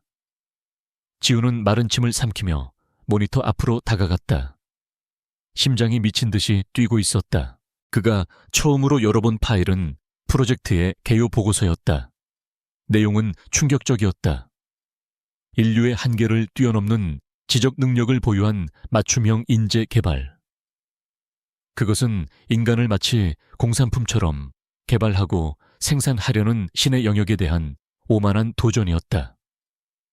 보고서에는 불법적으로 수집된 우성 유전자들의 목록과 그것들을 조합하여 인공배아를 만드는 끔찍한 과정들이 상세하게 기록되어 있었다. 그들은 수많은 실패를 거듭했다. 초기 실험체들의 비극적인 결과가 담긴 영상 파일도 있었다. 지우는 차마 그것을 끝까지 볼 수 없었다. 인간의 존엄성이 철저하게 짓밟히는 현장이었다. 그리고 마침내 그들은 모든 결점을 극복한 단 하나의 완벽한 성공작을 만들어냈다. 코드네임 HSAR. 바로 한솔이었다. 지우는 온몸에서 힘이 빠져나가는 것을 느꼈다. 하지만 진짜 절망은 그 다음에 찾아왔다. 그는 유전자 공여자 명단을 확인하기 시작했다. 익명의 기증자들, 그리고 불법적으로 수집된 데이터들. 그는 스크롤을 내리다가 익숙한 의료 기록 번호 앞에서 손가락을 멈췄다. 온몸의 피가 차갑게 식는 것 같았다. 떨리는 손으로 파일을 열었다. 화면에 나타난 것은 그의 아내 윤서연의 얼굴 사진과 상세한 의료 정보, 그리고 유전자 분석 데이터였다. 기록에 따르면 데이터는 8년 전 서연이 미래 바이오 재단 산하 병원에서 받았던 정기 건강검진에서 추출된 것이었다. 그녀는 자신의 모든 유전 정보가 도난당했다는 사실을 꿈에도 모른 채 살아왔던 것이다. 그 순간 모든 퍼즐 조각이 맞춰졌다. 한솔이 왜 서연을 엄마라고 불렀는지, 왜 그토록 그녀를 따랐는지. 그것은 단순한 아이의 착각이 아니었다. 본능적으로 이끌리는 거부할 수 없는 혈연의 증거였던 것이다. 지우는 의자에 주저앉았다. 숨을 쉴 수 없었다. 배신감과 분노, 그리고 아내에 대한 미안함이 뒤섞여 그의 심장을 갈기갈기 찢어 놓았다. 자신의 회사가 자신이 평생을 바친 곳이 아내에게 이런 끔찍한 짓을 저질렀다는 사실을 감당할 수 없었다. 그는 자신의 무력함과 어리석음에 치를 떨었다. 서준혁은 그의 어깨를 묵직하게 잡았다. 정신 차려, 강지훈. 그는 화면의 최상단에 있는 최종 승인 문서를 가리켰다. 프로젝트의 모든 단계마다 가장 중요한 결정마다 찍혀있는 단 하나의 전자서명. 총괄 책임자 최진석. 모든 비극의 시작과 끝에 바로 그 남자가 있었다. 지우는 붉게 충혈된 눈으로 그 이름을 노려보았다. 이제 이것은 단순한 진실 규명이 아니었다. 이것은 전쟁이었다. 자신의 모든 것을 걸고 아내와 한솔, 그리고 짓밟힌 모든 이들을 위한 복수를 시작해야 할 시간이었다. 서준혁의 은신처를 나온 강지훈의 발걸음은 청음망은 무거웠다. 그의 손에 들린 작은 USB 드라이브 안에는 한 가정을 파괴할 수 있는 끔찍한 진실이 담겨 있었다. 집으로 향하는 내내 그의 머릿속은 어떻게 이 사실을 서연에게 알려야 할지에 대한 고뇌로 가득 찼다. 어떤 말로 시작해야 할까? 어떤 단어를 선택해야 그녀의 상처를 조금이라도 줄일 수 있을까? 하지만 그는 알고 있었다. 어떤 방법으로도 이 진실의 무게를 덜어낼 수는 없다는 것을. 집에 도착했을 때 서연은 거실 소파에 앉아 잠든 한솔의 머리를 쓰다듬고 있었다. 그녀의 얼굴에는 지훈이 오랫동안 보지 못했던 평온함이 깃들어 있었다. 그 평화로운 광경이 지훈의 가슴을 더욱 아프게 찔렀다. 그는 곧 자신의 손으로 저 평화를 산산조각 내야만 했다. 그는 한 소리 깊이 잠든 것을 확인하고 서연을 조용히 서재로 불렀다. 당신에게 꼭 해야 할 이야기가 있어. 서재의 문이 닫히자 무거운 침묵이 내려앉았다. 서연은 남편의 심각한 표정에서 무언가 좋지 않은 일이 일어났음을 직감했다. 지훈은 어디서부터 어떻게 말을 꺼내야 할지 몰라 한참을 망설였다. 그는 결국 자신이 알아낸 진실의 일부만을 꺼내놓기로 결심했다. 전부를 감당하기에 그녀는 너무 약했다. 한 소리, 그 아이 길을 잃은 게 아니었어. 그는 천천히 그리고 최대한 담담하게 자신이 알아낸 사실을 설명했다. 미래 바이오 내부에 비밀리에 진행된 비윤리적인 프로젝트가 있었다는 것, 그리고 그 프로젝트가 한 소리를 만들어냈다는 것을. 서연의 얼굴은 처음에는 불신으로, 이내 혼란으로, 그리고 마지막에는 경악으로 굳어갔다. 그게 무슨 말이에요? 영화에서나 나올 법한 이야기를 왜 하는 거예요? 그녀의 목소리가 가늘게 떨렸다. 사실이야, 서연아. 지훈의 목소리는 낮게 가라앉아 있었다. 그리고 그는 가장 잔인한 진실을 꺼내놓았다. 그들은 당신의 유전 정보를 훔쳤어.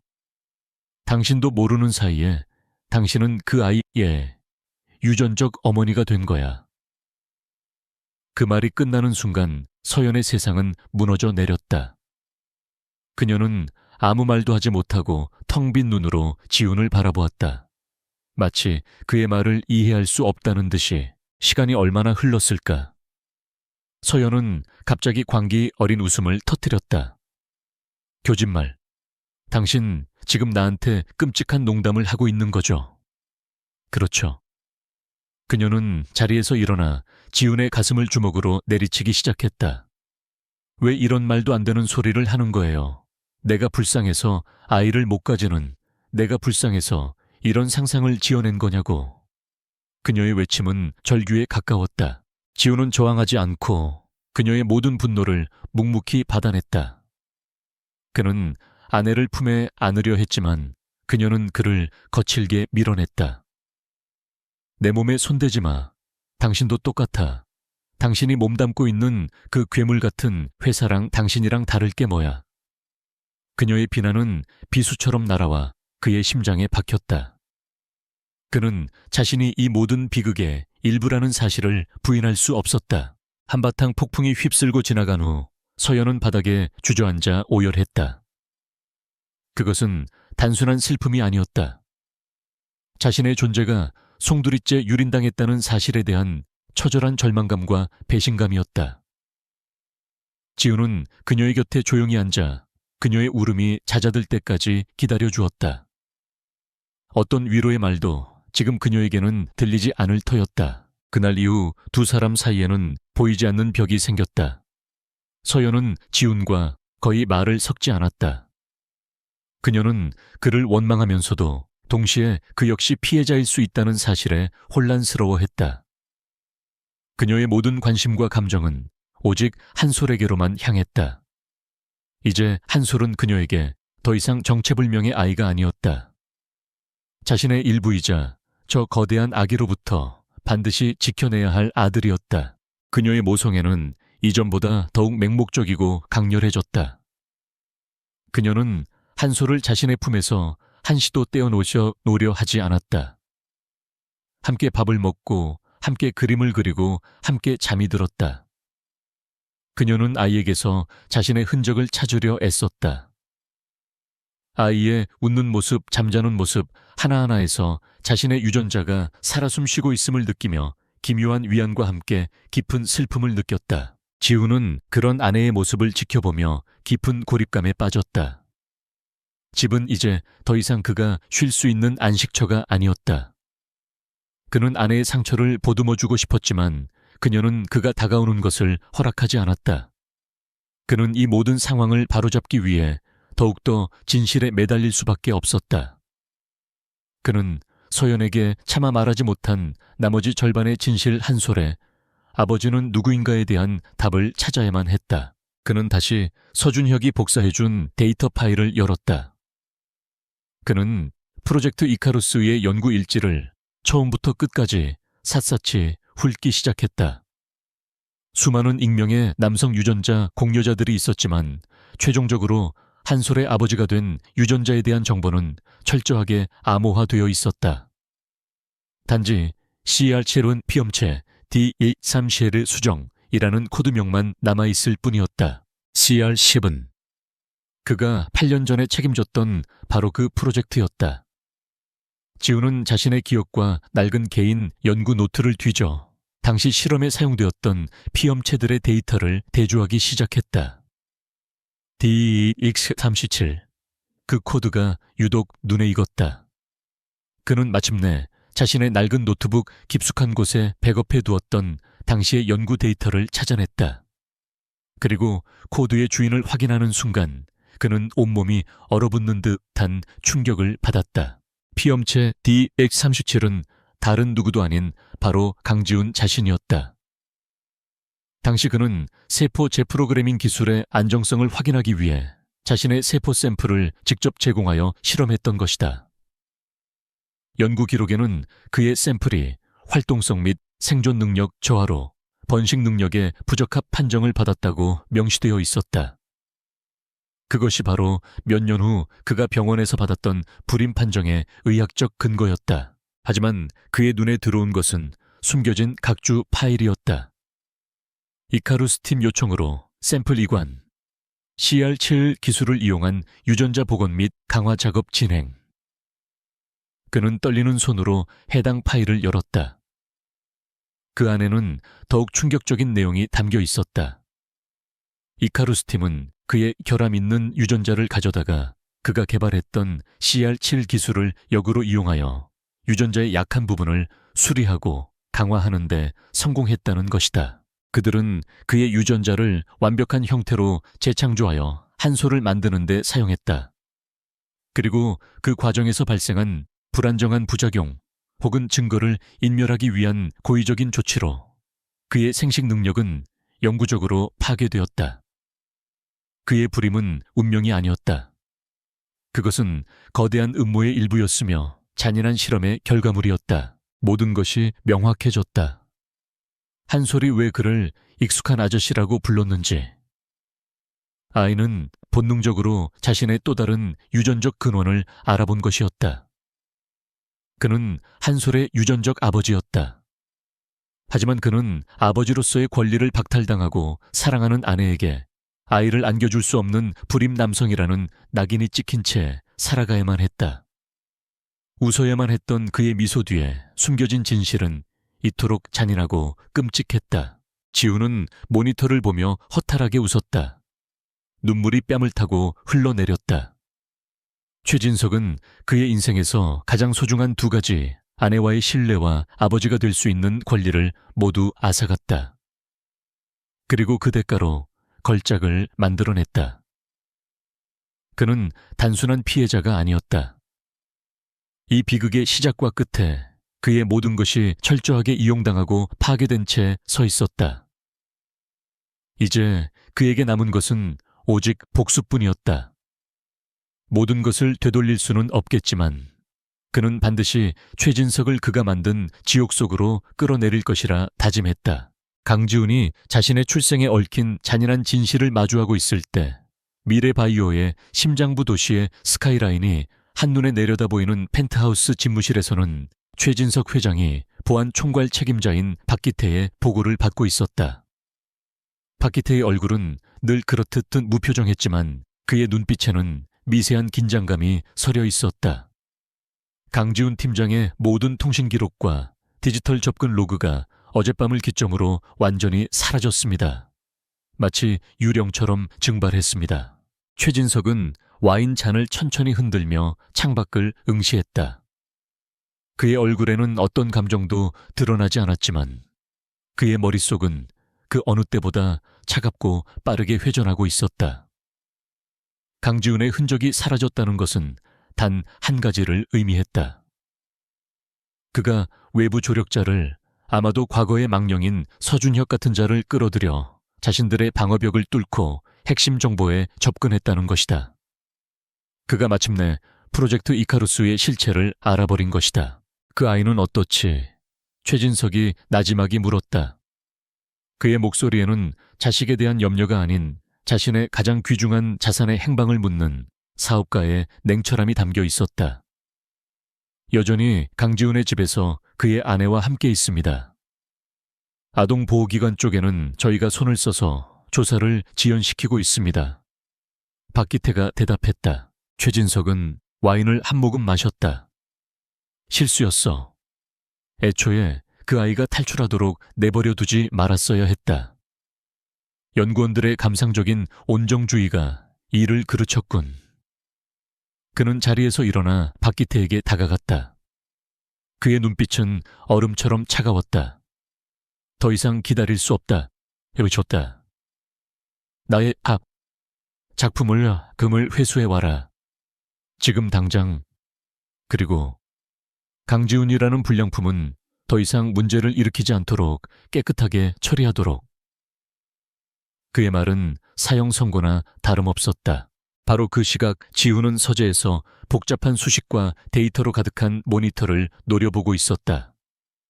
그는 자신의 운명이 어떻게 조작되었는지 깨달은 후 복수심을 넘어 생존을 위한 계획을 세워야만 했다. 그때 암호화된 메신저 프로그램이 경고음과 함께 깜박였다. 서준혁이 보낸 긴급 메시지였다. 놈들이 움직이기 시작했다. 서버에 남겨둔 내 미끼를 물었어. 지금 네 집으로 가고 있다. 당장 도망쳐. 지훈의 심장이 쿵 하고 내려앉았다. 올 것이 온 것이다. 그는 서재를 뛰쳐나와 거실로 향했다. 서연은 소파에서 한솔에게 동화책을 읽어주고 있었다. 두 사람의 모습은 평화로웠지만 그 평화는 이제 곧 깨어질 신기루에 불과했다. 서연아, 지금 당장 여기서 나가야 해. 지훈의 다급한 외침에 서연은 놀라 고개를 들었다. 그녀의 눈빛에는 아직 풀리지 않은 원망과 불신이 담겨 있었다. 또 무슨 소리예요? 이제는 나한테 설명도 없이 명령하는 건가요? 그녀의 목소리는 차가웠다. 지훈은 그녀를 설득할 시간이 없다는 것을 알았다.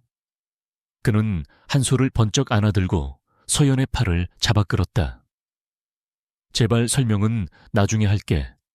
지금은 그냥 날 믿고 따라와줘. 우리 모두 위험해. 그의 절박한 눈빛에서 서연은 상황이 심상치 않음을 직감했다. 그들이 현관문을 열고 복도로 나서는 순간 엘리베이터 문이 열리며 검은 양복을 입은 남자들 박기태와 그의 팀원들이 나타났다. 지훈은 망설일 틈도 없이 반대편 비상계단으로 몸을 돌렸다. 뛰어. 그의 외침과 함께 세 사람은 아파트의 비상계단을 미친 듯이 달려 내려가기 시작했다. 뒤에서 여러 개의 무거운 발소리가 그들을 뒤쫓았다. 지하 주차장으로 나온 지훈은 미리 준비해둔 눈에 띄지 않는 구형 세단에 재빨리 두 사람을 태웠다. 그가 시동을 걸고 주차장을 빠져나가는 순간 박기태의 검은색 세단들이 입구를 막아서며 그들의 뒤를 쫓기 시작했다. 서울의 밤거리를 무대로 한 필사적인 추격전이 시작된 것이다. 지훈은 핸들을 꽉 잡고 가속 페달을 끝까지 밟았다. 그의 머리는 차갑게 식어 있었다. 그는 더 이상 연구원이 아니었다. 그는 가족을 지켜야 하는 한 남자였다. 그는 자신의 전략적 사고를 운전에 총동원했다. 도시의 교통 흐름 신호책의 일방 통행로. 그가 알고 있는 모든 정보를 이용해 추격을 따돌리려 애썼다. 서준혁이 원격으로 도시교통관제 시스템에 침투해 신호를 조작해주며 길을 열어주었지만 박기태의 팀 역시 훈련된 전문가들이었다. 그들은 끈질기게 따라붙었다. 대체 무슨 일이에요? 저 사람들은 누구고 왜 우리를 쫓는 거죠? 뒷좌석에서 한솔을 꼭 껴안은 서연이 겁에 질려 소리쳤다. 미래 바이오 사람들이야. 한솔이를 데려가려고 해. 그들에게 한솔이는 사람이 아니라 물건이니까. 지훈의 외침에 서연은 숨을 멈췄다.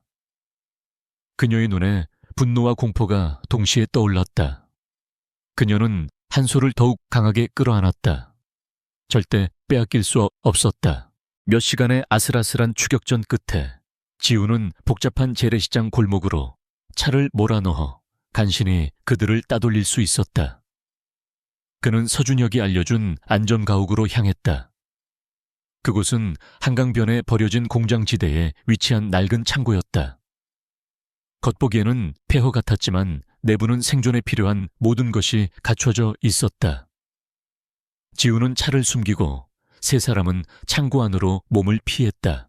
창고에 육중한 철문이 닫히자 비로소 세 사람에게 짧은 정적이 찾아왔다. 서연은 그제야 참고 있던 숨을 몰아쉬며 지훈에게 해명을 요구했다. 이제는 말해줘요. 대체 무슨 일이 벌어지고 있는 건지 전부 다. 지훈은 더 이상 숨길 수 없음을 깨달았다. 그는 최진석의 광기, 어린 계획과 자신과 서연이 어떻게 이용당했는지, 그리고 자신이 한솔의 생물학적 아버지라는 사실까지 모두 털어놓았다. 서연은 모든 진실을 듣고 망연자실했다. 그녀의 분노는 이제 지훈이 아닌 최진석이라는 거대한 악을 향했다. 그리고 남편이 겪어야 했던 고통과 불임의 진실을 알게 되자 그녀는 깊은 연민과 죄책감을 느꼈다. 두 사람을 가로막고 있던 벽이 마침내 허물어지고 있었다. 하지만 그들이 서로의 상처를 보듬을 시간도 잠시 창고 밖에서 여러 대의 차량이 멈추는 소리가 들려왔다. 박기태가 벌써 그들의 위치를 파악한 것이다. 강지훈 문 열어. 좋게 말할 때 나오는 게 좋을 거다. 회장님께서는 아직 자네에게 기회를 주고 싶어 하셔. 그 물건만 넘기면 모든 걸 없던 일로 해주실 수 있다. 박기태의 차가운 목소리가 확성기를 통해 울려 퍼졌다. 지훈은 서연과 한솔을 자신의 등 뒤로 숨겼다. 이제 더 이상 도망칠 곳은 없었다. 바로 그때였다. 조용히 상황을 지켜보던 한솔이 갑자기 움직였다. 아이는 창고 구석에 있던 낡은 제어반 안으로 달려가더니 작은 손으로 복잡한 배선들을 망설임 없이 재조합하기 시작했다. 지훈과 서연은 아이가 무엇을 하려는지 알 수 없었지만 그저 지켜볼 뿐이었다. 잠시 후 한솔이 마지막 전선을 연결하는 순간 창고 전체의 조명이 꺼지며 암흑이 찾아왔다. 동시에 창고 외부에서는 요란한 경보음이 울려 퍼지기 시작했고 강력한 서치라이트들이 사방을 어지럽게 비추며 박기태 팀의 시야를 혼란시켰다. 한솔이 낡은 공장의 비상전력 시스템을 해킹하여 역으로 이용한 것이다. 아빠, 엄마, 지금이에요. 뒤쪽 환풍구로 한솔이 어둠 속에서 외쳤다. 지훈은 그 순간 처음으로 아이에게서 아빠라는 말을 들었다. 그는 망설이지 않았다. 지훈은 서연과 한솔의 손을 잡고 어둠을 뚫고 달렸다. 그들은 이제 공식적인 도망자가 되었다. 집도 직장도 평범한 삶도 모두 잃었다. 거대한 권력이 그들의 숨통을 조여오고 있었다. 하지만 어둠 속에서 서로의 손을 맞잡은 세 사람의 마음은 그 어느 때보다 단단하게 연결되어 있었다. 생존을 위한 그리고 복수를 위한 그들의 진짜 전쟁은 이제 막 시작되고 있었다. 낡은 창고에서의 필사적인 탈출 이후 강지훈과 그의 가족은 유령처럼 살아야 했다.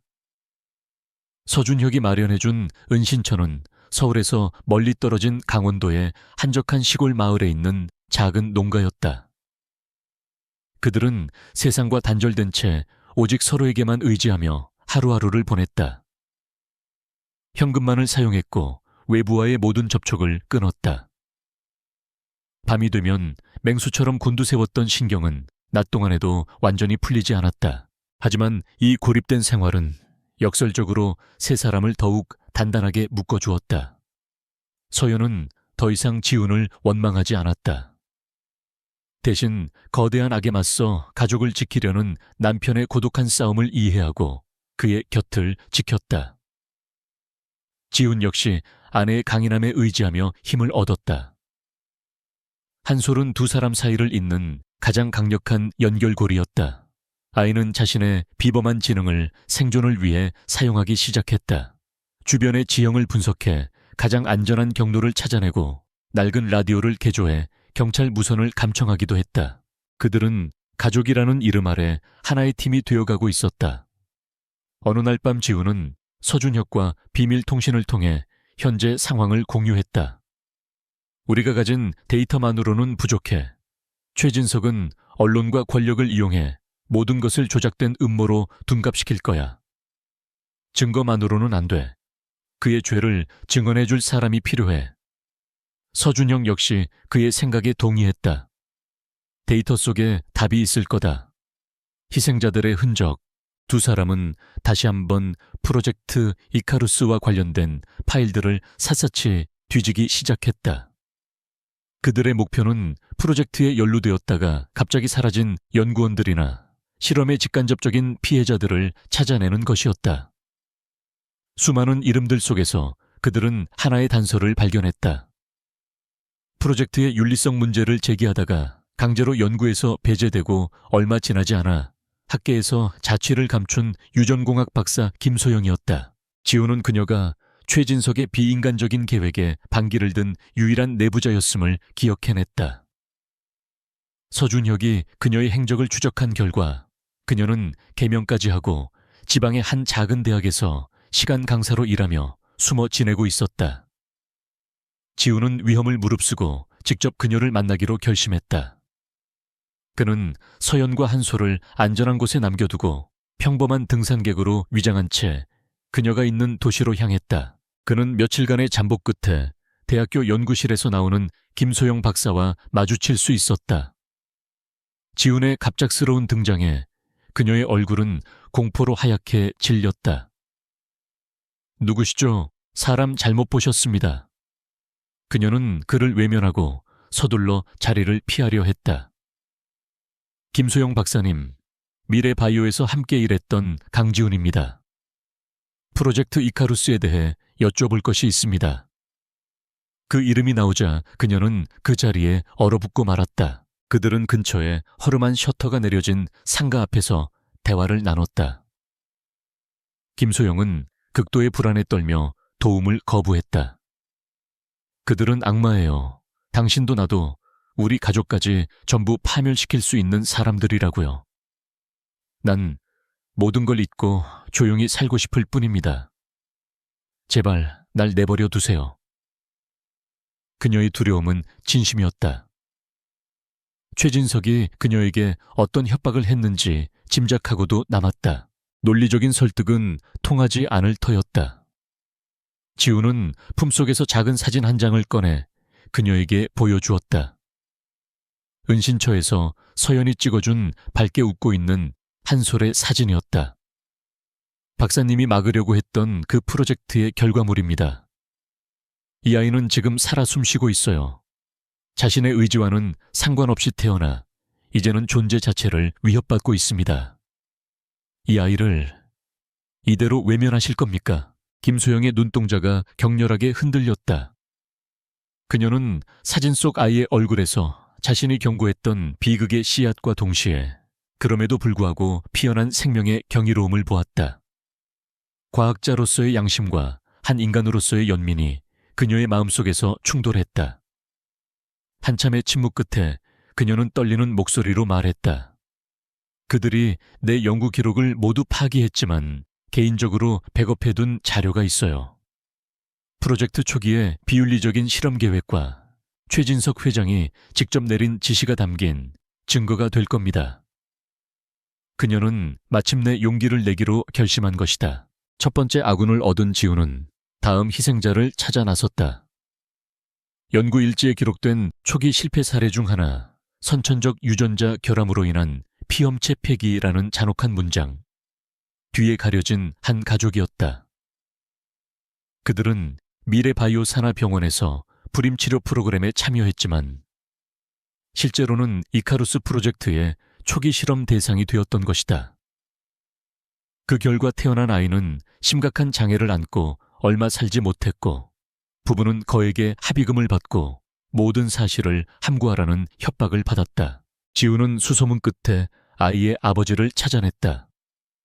그는 아내와도 헤어지고 공사장을 전전하며 하루하루를 술로 버티는 폐인이 되어 있었다. 지훈이 조심스럽게 과거의 일을 꺼내자 남자는 격렬하게 저항했다. 그 돈 때문에 내 자식이 죽었어. 이제 와서 뭘 어쩌라는 거야. 다신 내 앞에 나타나지 마. 그의 가슴에는 지워지지 않는 상처와 죄책감이 깊이 새겨져 있었다. 이번에도 지훈 혼자서는 그를 설득할 수 없었다. 그는 서연에게 도움을 청했다. 며칠 후 서연은 남자의 아내가 혼자 살고 있는 낡은 아파트를 찾아갔다. 그녀는 아이를 잃은 슬픔에 잠겨 외부와 단절된 채 살고 있었다. 서연은 전략가처럼 접근하지 않았다. 그녀는 같은 여자로서 그리고 같은 어머니의 마음으로 그녀에게 다가갔다. 서연은 한 솔의 이야기를 들려주었다. 자신의 유전자를 도둑맞고 자신의 의지와 상관없이 어머니가 되어야 했던 기막힌 운명을, 그리고 그 아이를 지키기 위해 모든 것을 버리고 싸우고 있다는 사실을. 두 여자는 서로의 상처를 공유하며 한참을 함께 울었다. 서연의 진심 어린 공감은 굳게 닫혀있던 여자의 마음을 열었다. 그 사람들에게 복수할 수만 있다면, 내 죽은 아이의 억울함을 풀 수만 있다면 뭐든지 하겠어요. 아인치 나라지샤. 마침내 깨어진 두 가정이 하나의 복수를 위해 손을 잡았다. 흩어져 있던 피해자들이 하나의 목소리를 내기 위해 모인 것이다. 그들은 비록 상처 입고 약한 존재들이었지만 진실이라는 가장 강력한 무기를 손에 쥐고 있었다. 지훈, 서연, 서준혁, 김소영 박사, 그리고 아이를 잃은 부부. 이 불안정한 연합은 최진석이라는 거대한 골리앗에 맞서기 위한 다윗의 군대였다. 그날 밤 그들은 각자의 은신처에서 보안 화상회의를 통해 처음으로 다 함께 모였다. 화면 너머로 보이는 서로의 얼굴에는 두려움과 결의가 교차했다. 지훈이 마침내 최후의 계획을 입에 올렸다. 최진석은 곧 미래 바이오의 차세대 신약 발표를 위한 대규모 기자회견을 열 겁니다. 전 세계가 주목하는 자리가 될 겁니다. 우리는 바로 그곳에서 그의 가장 빛나는 순간에 그의 모든 죄악을 폭로할 겁니다. 그것은 정면 승부였다. 도망치거나 숨는 대신 괴물의 심장부로 직접 걸어 들어가는 위험천만한 계획. 하지만 그것만이 그들의 목소리를 세상에 알리고 진실을 바로 세울 유일한 방법이었다. 화면 속 모두의 눈빛이 결연하게 빛났다. 복수를 위한, 그리고 정의를 위한 마지막 전투의 서막이 오르고 있었다. 미래 바이오의 신약 발표 기자회견이 열리는 날, 서울의 최고급 호텔 연회장은 전 세계에서 모여든 취재진과 투자자들로 북적였다. 거대한 스크린에서는 미래 바이오의 혁신적인 역사를 담은 영상이 화려하게 펼쳐지고 있었고, 단상 위에는 인류의 미래를 책임질 기업의 자신감이 넘쳐 흘렀다. 그 중심에는 모든 스포트라이트를 받으며 인자한 미소를 짓고 있는 최진석 회장이 있었다. 오늘 그는 자신의 제국이 정점에 올랐음을 선포할 예정이었다. 그 화려한 무대 뒤편 어둠 속에서는 보이지 않는 전쟁이 시작되고 있었다. 서준혁은 자신의 은신처에서 수십 개의 모니터를 노려보며 연 회장의 모든 네트워크를 장악하고 있었다. 그는 디지털 유령이 되어 행사의 심장부로 침투해 결정적인 순간을 기다렸다. 강지훈은 평범한 외신 기자의 모습으로 위장한 채 수많은 카메라들 사이에 몸을 숨기고 있었다. 그의 심장은 격렬하게 뛰었지만 그의 눈빛은 사냥감을 노리는 포식자처럼 차갑고 고요했다. 다른 한편에서는 김소영 박사와 피해자 부부가 작은 오피스텔에 모여 자신들의 목소리가 세상에 닿을 순간을 초조하게 기다리고 있었다. 그리고 멀리 떨어진 안전가옥에서는 서연이 한솔을 품에 꼭 안고 노트북 화면을 통해 이 모든 상황을 숨죽인 채 지켜보고 있었다. 그들 모두는 각자의 자리에서 하나의 목표를 위해 모든 것을 걸고 있었다. 마침내 최진석 회장이 단상 위로 올라섰다. 우레와 같은 박수 소리가 터져 나왔다. 그는 능숙한 연설가처럼 미래 바이오가 만들어갈 질병 없는 세상에 대한 비전을 제시했다. 그의 목소리는 자신감과 신념으로 가득 차 있었고 청중은 그의 말 한마디 한마디에 매료되었다. 그는 자신의 위선이 얼마나 완벽한지 스스로 감탄하며 연설의 절정을 향해 달려가고 있었다. 그리고 오늘 저희 미래 바이오가 인류에게 드리는 위대한 선물을 공개하겠습니다. 그의 말이 끝나자 무대 뒤편의 거대한 중앙 스크린으로 모든 사람의 시선이 집중되었다. 신약의 효능을 알리는 홍보 영상이 재생될 예정이었다. 최진석은 자신의 승리를 예감하며 만족스러운 미소를 지었다. 하지만 스크린에 나타난 것은 화려한 영상이 아니었다. 순간적인 정적과 함께 스크린은 칠흑 같은 어둠으로 변했다. 그리고 그 중앙에 하얗고 서늘한 글자가 나타났다. 프로젝트 이카루스. 연회장 안의 모든 사람들이 술렁이기 시작했다. 최진석의 얼굴에서 미소가 사라지고 그의 눈에 당혹감과 분노가 스쳤다. 무슨 장난이야, 당장 영상팀은 상황 파악해. 그가 소리쳤지만 그의 목소리는 이미 통제력을 잃고 있었다. 스크린은 최진석의 명령을 비웃기라도 하듯 다음 화면으로 넘어갔다. 불법적으로 수집된 유전자 정보 기밀 예산 보고서, 그리고 인재개발이라는 명목 아래 자행된 끔찍한 실험 기록들이 쉴 새 없이 화면을 채웠다. 연 회장은 충격적인 정적에 휩싸였다. 그때 스크린에 김소영 박사의 얼굴이 나타났다. 그녀는 떨렸지만 단호한 목소리로 증언을 시작했다. 저는 미래 바이오에서 진행된 비윤리적인 인간 복제 실험 프로젝트 이카루스의 연구원이었습니다. 최진석 회장의 직접적인 지시 아래 우리는 인간의 존엄성을 무시한 채 생명을 만들어내는 끔찍한 죄를 저질렀습니다. 그녀는 자신이 비밀리에 보관해온 최 회장의 서명이 담긴 기밀 문서들을 화면의 증거로 제시했다. 장내의 술렁임은 이제 경악으로 변해가고 있었다. 최진석의 경호원들이 방송 시스템을 장악하기 위해 무대 뒤로 달려갔지만 서준혁이 쳐놓은 철벽 같은 방화벽에 막혀 아무것도 할 수 없었다.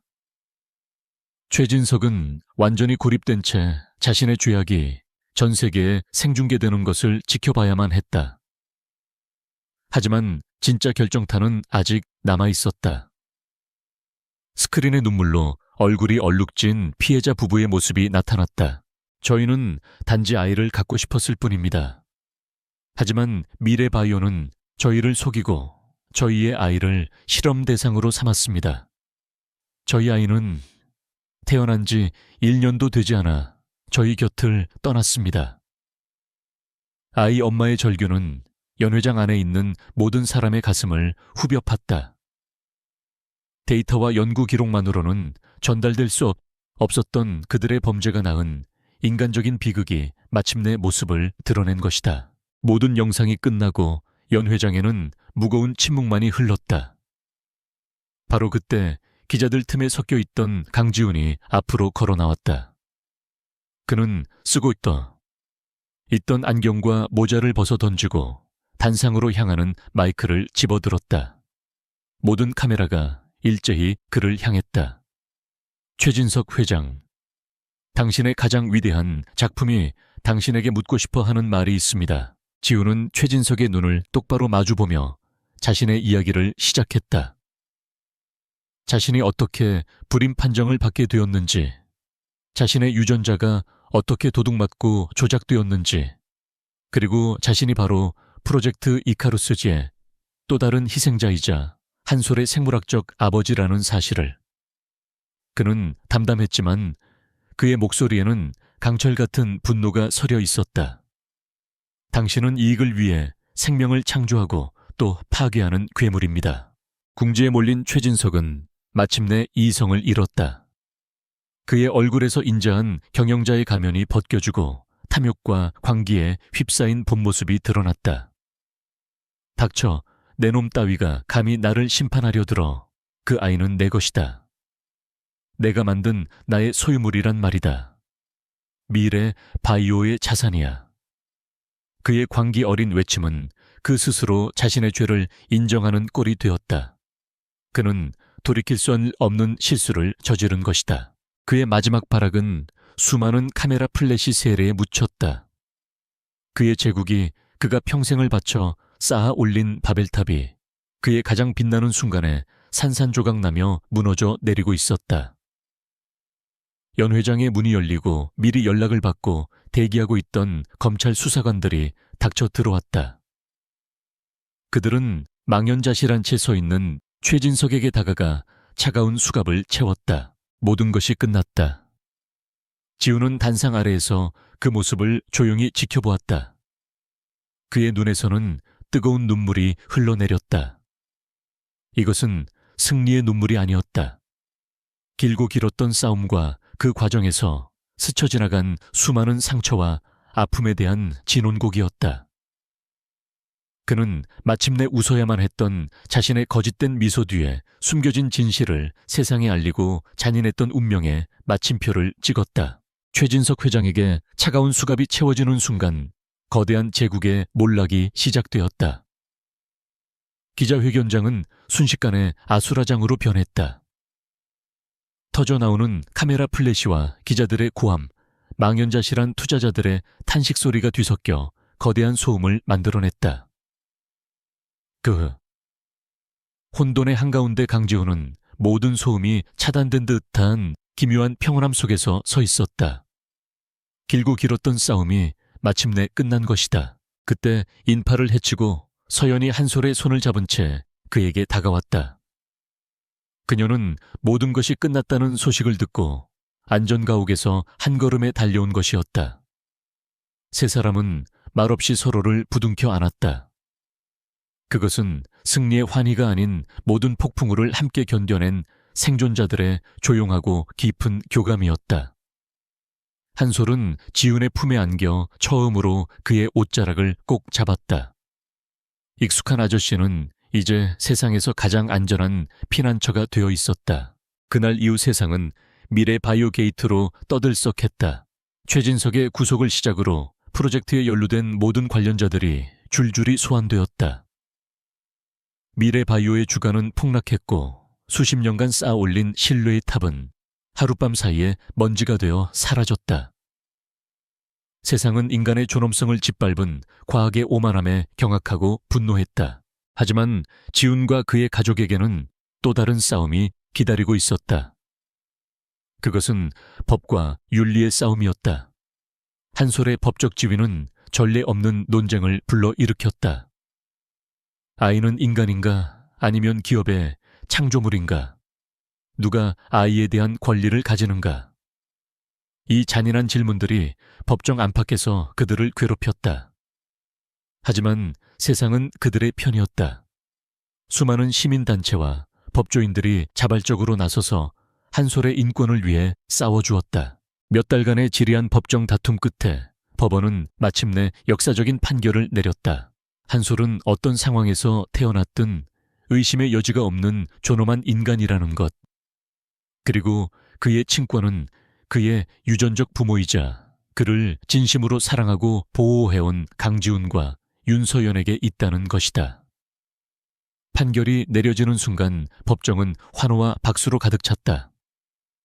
서연은 지훈의 어깨에 기대어 기쁨의 눈물을 흘렸다. 미래 바이오는 대대적인 구조 조정에 들어갔다.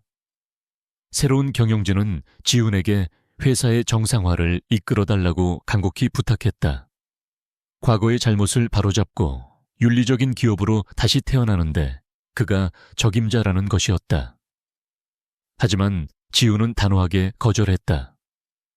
그는 더 이상 그 세계에 속하고 싶지 않았다.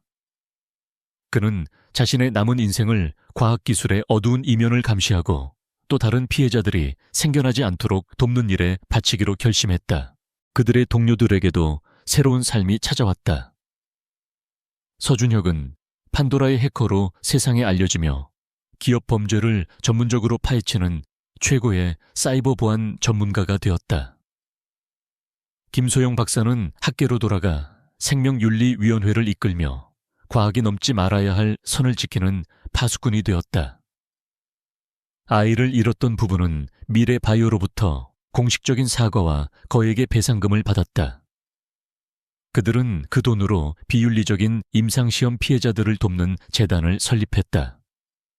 그들의 상처는 결코 아물지 않겠지만 그들은 자신들의 비극을 다른 이들을 위한 희망으로 승화시켰다. 시간이 흘러 모든 것이 조금씩 제자리를 찾아갔다. 지훈과 서연 그리고 한솔은 마침내 그들의 삶에서 가장 중요한 절차를 밟기 시작했다. 한솔을 법적으로 완전한 아들로 맞이하기 위한 입양 절차였다. 유전자 검사를 통해 친자 관계는 이미 증명되었지만 그들은 서류상의 관계를 넘어 진정한 가족으로서의 서약을 하고 싶었다. 가정법원에서 입양이 최종적으로 허가되던 날, 세 사람은 작은 사진관을 찾았다. 그들은 처음으로 세 식구가 함께하는 가족 사진을 찍었다. 사진 속에서 지우는 더 이상 슬픔을 감추기 위한 억지 미소를 짓지 않았다. 그의 얼굴에는 세상의 모든 것을 다 가진 듯한 충만한 행복감이 어려 있었다. 서연의 미소는 그 어느 때보다 따뜻하고 아름다웠다. 그리고 두 사람의 가운데 선 한솔은 조금은 어색하지만 밝게 웃고 있었다. 그로부터 1년 후 따스한 햇살이 내리쬐는 어느 가을날 오후, 세 사람은 처음 만났던 그 공원의 벤치에 앉아 있었다. 공원은 여전히 평화로웠고 아이들의 웃음소리로 가득했다. 한솔은 이제 더 이상 말없이 세상을 관찰하는 아이가 아니었다. 그는 다른 아이들과 스스럼 없이 어울려 축구를 하고 넘어지면 울고 이기면 환호성을 지르는 평범한 소년이 되어 있었다. 아빠 패스. 한솔이 지훈을 향해 소리쳤다. 지훈은 환하게 웃으며 자리에서 일어나 아이에게 달려갔다. 서연은 그런 두 남자의 모습을 사랑스러운 눈빛으로 바라보았다. 그녀는 더 이상 아이를 가질 수 없다는 절망감에 아파하지 않았다. 그녀의 가족은 세상 그 누구보다 특별하고 완전했다. 그들은 핏줄이나 법률로 정의되는 가족이 아니라 사랑과 희생으로 스스로를 증명해낸 진정한 가족이었다. 지훈은 한솔과 한참을 뛰어놀다 숨이 차서 다시 벤치로 돌아왔다. 그는 서연의 옆에 앉아 그녀의 손을 부드럽게 잡았다. 행복해, 서연아. 그의 나지막한 말에 서연은 조용히 그의 어깨에 머리를 기댔다. 두 사람은 말없이 저 멀리서 가을 하늘 아래 뛰노는 아이의 모습을 바라보았다. 불임 판정을 받고 웃어야만 했던 한 남자와 그의 아내, 그리고 그들에게 운명처럼 찾아온 한 아이. 그들의 길고 길었던 겨울은 마침내 끝나고 눈부시게 따뜻한 봄이 찾아오고 있었다.